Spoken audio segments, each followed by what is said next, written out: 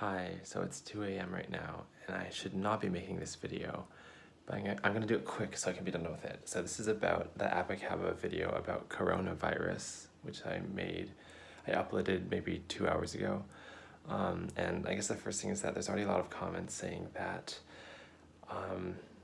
one particular statement I made about comparing the number of people who died from stroke and the number of people who died from coronavirus is not a very good comparison to make because deaths by stroke are super correlated with age and diet. So if you're someone under the age of like 40, you're not going to die from a stroke. And I did state that in like this really small asterisk side text at the bottom, but no one's going to read that. So it makes sense that people thought like, why are you comparing apples to oranges? But I would say is like coronavirus is also correlated with age because most of the people who are dying from it are already elderly or babies, right? So that's going to happen either way. I guess if you really went into like the conditional data of both, you might see that stroke is more correlated with age, in which case, yeah, maybe it still isn't a fair comparison.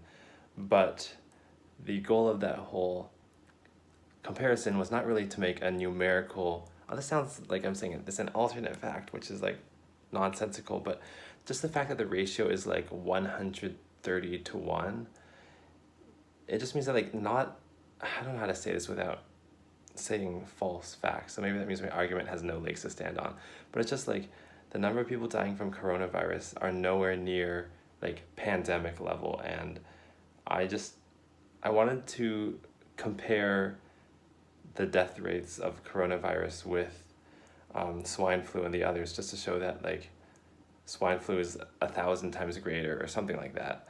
And this is like, I'm not trying to diminish the people who have died, and I'm sure like lots of families are being torn apart by this, but I just get the sentiment that some people think that this is the worst thing that's ever happened to humanity, and that's just not the case.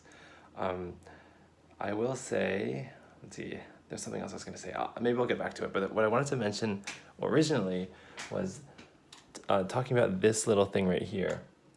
So you can see like this is the part where there's like emoji that's running away from all the dots, and I think I'm really proud of the way I figured out how to do that, because your initial instinct to create this, in which the emoji does not hit any dots at all, is to just kind of shower the whole screen with dots moving in random directions, and then code a little emoji guide to kind of use some AI algorithm to avoid the dots. And it can be really, really simple, like if there's a dot to the left, turn right, and so on.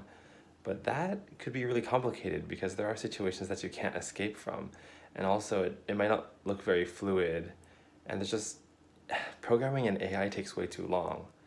So what I decided to do, which actually turned out pretty well, is instead of having the logic go from the bullets to the emoji, let's go the other way around. Let's start by determining some random path of the emoji, like assuming there's no bullets at all, and then we add the bullets knowing like, okay, the emoji's path is deterministic, so we know the emoji's entire path for the whole video. Now for each bullet, we just pick a time that we want to make the closest approach to the emoji, we pick a distance and a speed, and then we simply fire ourselves so that we make that closest approach on the designated time, and then leave and never be seen again. And as long as you make it so that the slowest bullet is still faster than the fastest speed of the emoji, mathematically, it's impossible for the emoji at any other point in its course to hit the bullet because it's going slower, and the point of closest approach is mathematically chosen to not be a collision. So the closest approach distance is also a randomly decided number that's like between 3 times the radius of a bullet and like 10 times. So either way, no collision.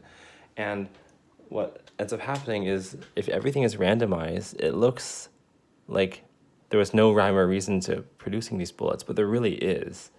And if you change the code up, I'm not going to run it right now, but if you change the code up, you can create some really funny situations where all the bullets come at once and they all come in towards the emoji, and then for a split second you see there's a ring of bullets right around the emoji, none of them hitting the emoji, and then they just go right through, because it's like the forces of a god have said that this emoji will not be hit by a bullet. It's like all this chaos, and then suddenly it forms a little ring, the emoji's not hit, and then it leaves, and there's all this chaos again. And I just think it's like, wow, math really works. So I just think that's an example of, when you're coding something, you work smarter, not harder. So thinking of that concept maybe took like, I don't know, you can't really time how long it takes to think of concepts. Maybe I was just on my bike one day and I'm like, wait, if I want to make this visualization, I should not code the emoji to look at the bullets. It should be the other way around. If you were to like code the AI, you might do it smartly, but it'll take a long time, and that's coding harder. So that's like something I'm proud of. What else was I gonna say? Oh, I just think, like I did not realize how controversial or divisive coronavirus was as a subject, because I got some comments saying that I was going to be put on a blacklist by the Chinese political party because I exposed how bad coronavirus is. And then I also got a comment saying that I was paid for to do this by the Chinese government because near the end I make statements that make it sound like coronavirus is not that bad. So I feel like, just like all situations, there's no way to win. I just think it's funny that like people would say things like, you've gained 5 social credit points. It's like, I don't live in China. I'm not a Chinese citizen.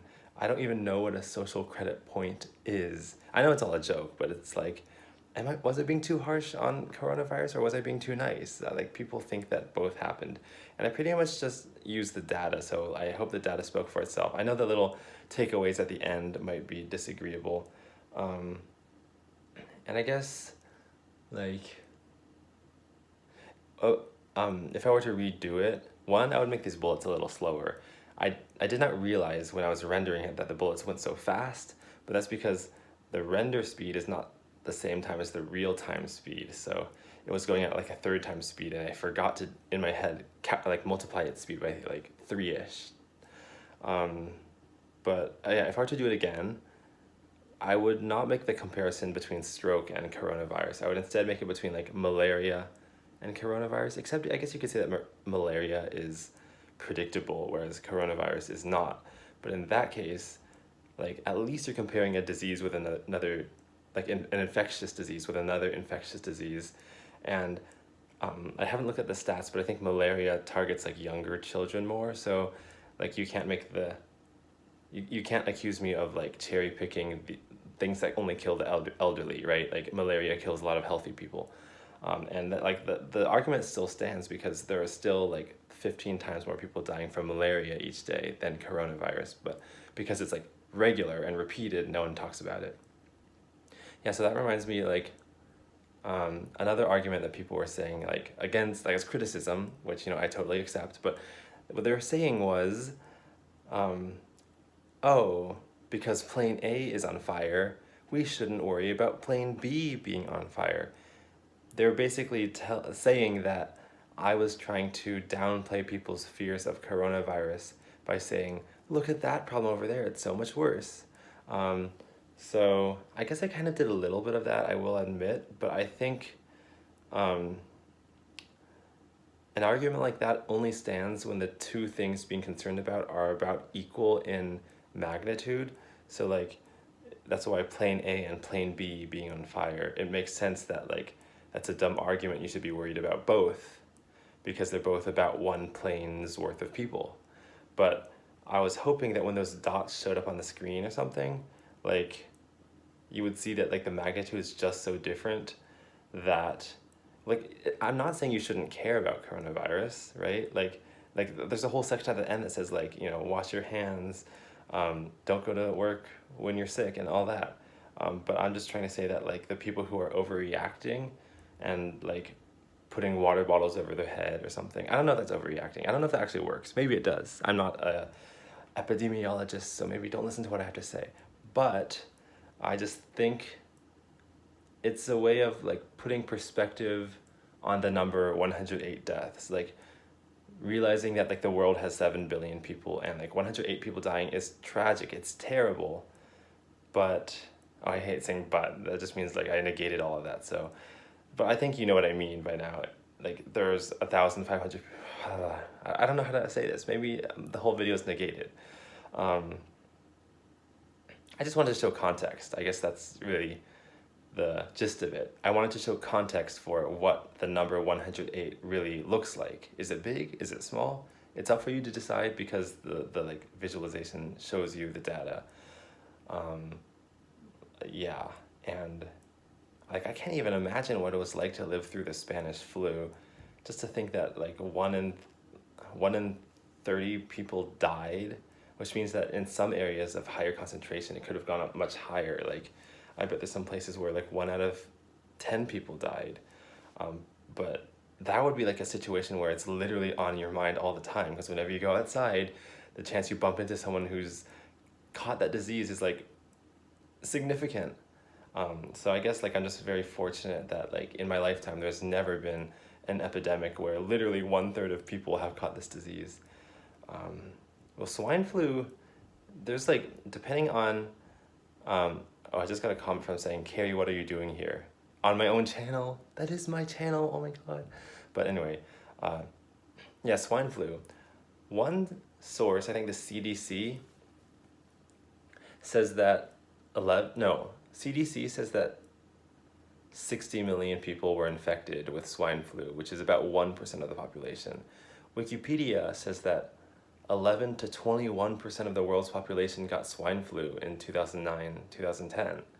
That's an order of magnitude difference. Wikipedia is claiming that almost 1 billion people got swine flu. So I don't know if that has to do with like the threshold to which you consider someone to be ill or not or something, but those numbers are just so different that when I was collecting the data, I was very suspicious, and I decided to err on the side of safety, which is why I picked the lower number that I think the CDC, well, you can check my sources because I linked it, but I went with the lower number of 60 million instead of 600 million, because even 60 million is just huge in comparison to the other numbers I was putting on the screen. But yeah, like I lived through the 2009 swine flu and I don't remember it that well. Like, if it is the case that 10 to 20% of people got it, and I know it wasn't like evenly distributed, of course, but there should have been people at my school who got it, or like new family members who got it. I mean, my friend, I won't name names, but my friend who was actually like visiting my dorm over the weekend said his mom got it. And so like that makes sense if 10% of the world got it, that like, you know, you just ask random people, remember swine flu, and they remember someone who got it.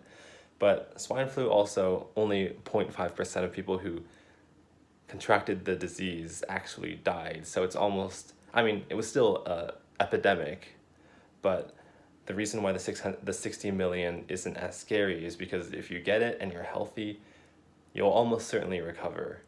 Unlike Ebola, which, like, when I was researching this, I didn't realize what an outlier Ebola was. Like, Ebola kills around half of the people it infects, and that's not normal. Like, almost every other epidemic was like 10% down to like 3%, 2%, but then Ebola is like infecting 20,000 and killing 10,000. So I remember when that one was happening, I was in high school, I think it was my senior year, and I remember like I would look on the Wikipedia page each day and see the numbers go up, and I'm like, oh my god, this is growing too fast. But yeah, okay, this video is 13 minutes. That's really bad. Bye.